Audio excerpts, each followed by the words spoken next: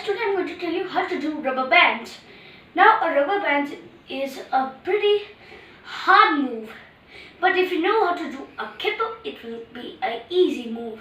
So let's get into it. So first, if you know the kipper with something like this,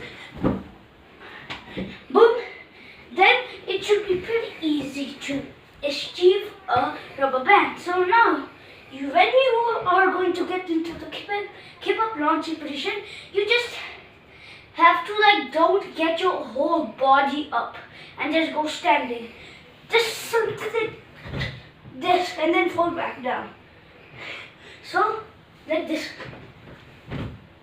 Fall back down. Don't stand up, just fall back down.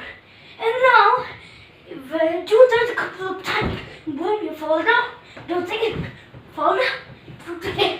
Fall down. And do that. Now, you have to make sure that when you do that fall down, when you just get into the position and fall down back, this time you have to jump and fall back. So like this.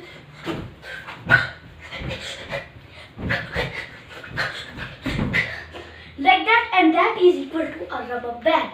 So bye.